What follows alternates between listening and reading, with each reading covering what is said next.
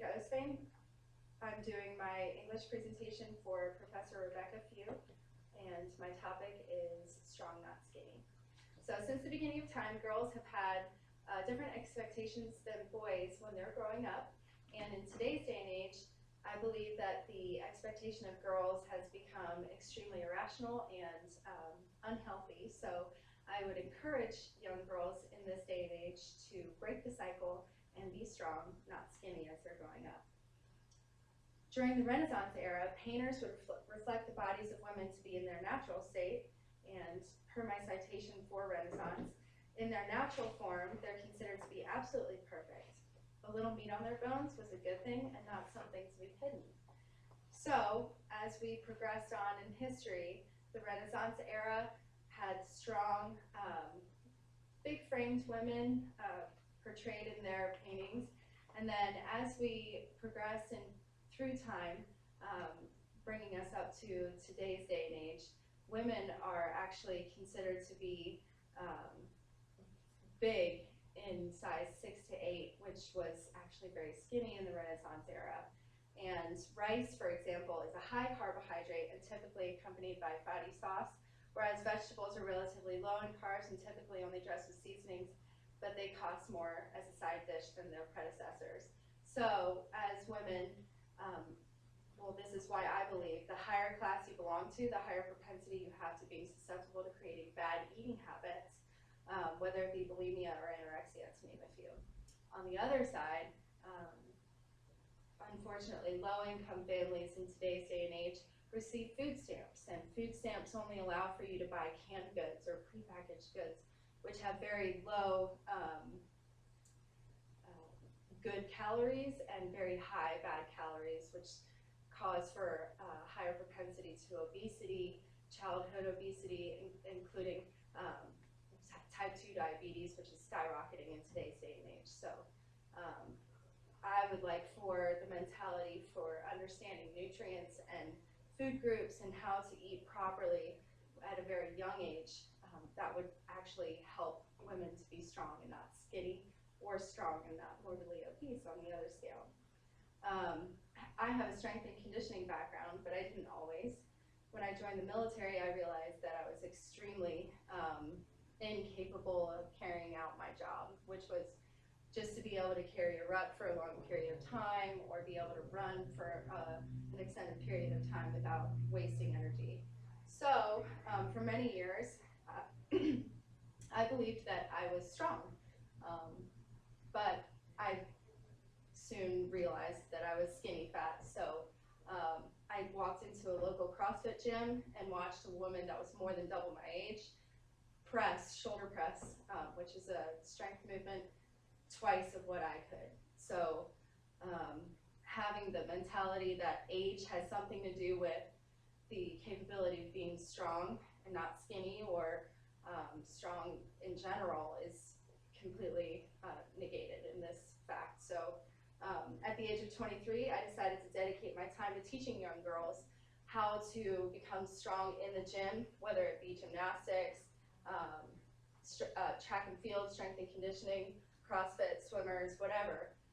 I encouraged young girls to take on some sort of a hobby, not playing video games, but being active in their community.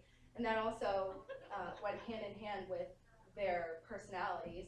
You could tell within a year their personalities would change for the better. So they would stand up taller, they would roll their shoulders back, they would carry themselves in a confident way, they would even speak differently. So if you look at Instagram and Facebook, just as two social media outlets, or even your local news, you'll see a lot of women say, I'm scared I'm going to gain too much muscle and lose my femininity. Well, according to bodybuilding.com, the female bodybuilder in the media is a result of said females chronically using androgenic compounds, steroids, in order to increase their muscle mass and size. For the female who's not doing this, they can lift just as hard and as heavy as they want and will come nowhere close to looking like a man.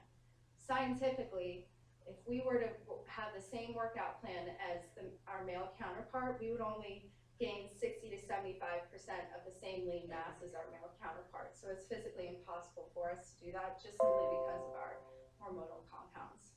We don't have as many androgenic compounds as males do. Therefore, we can't look like female bodybuilders who are gaining all of this completely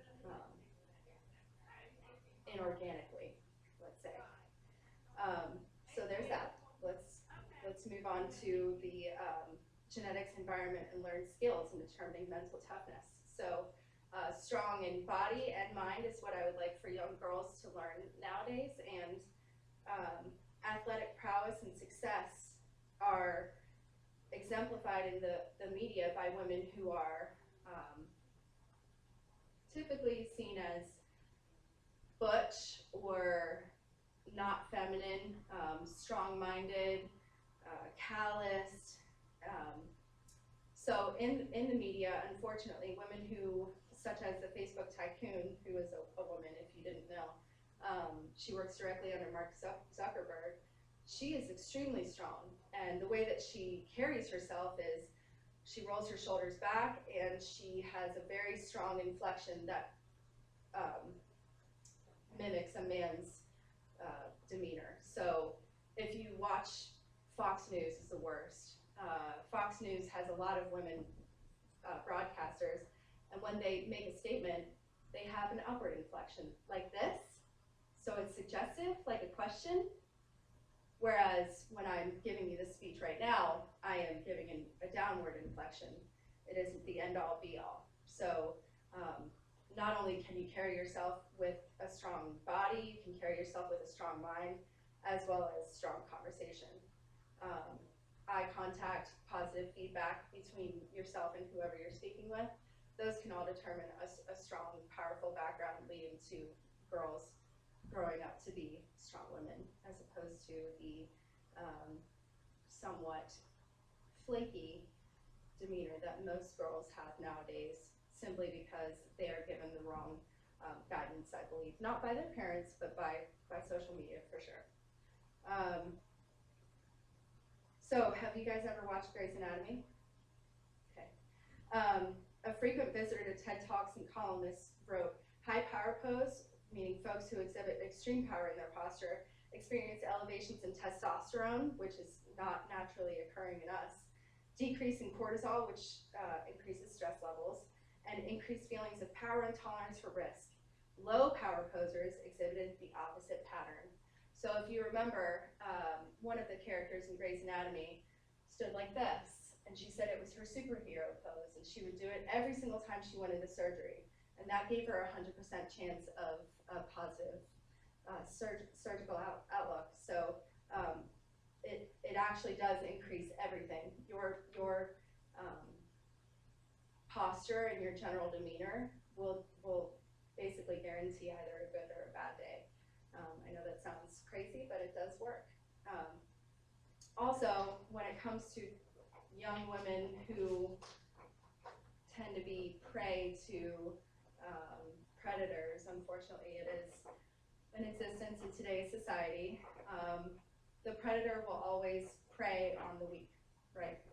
So if you stand up tall and you look someone in the eye and you are in, say, an abandoned warehouse and you know that you are being preyed upon, they will more than likely leave you alone if you show that you are strong and confident and you don't shy away from standing your ground. So in conclusion, all of these things would change today's society, and I believe suggest for young girls to be better and stronger than they are today, because in today's society I see a lot of young girls using negative feedback as opposed to positive in order to gain a good understanding of today's world. So that is it.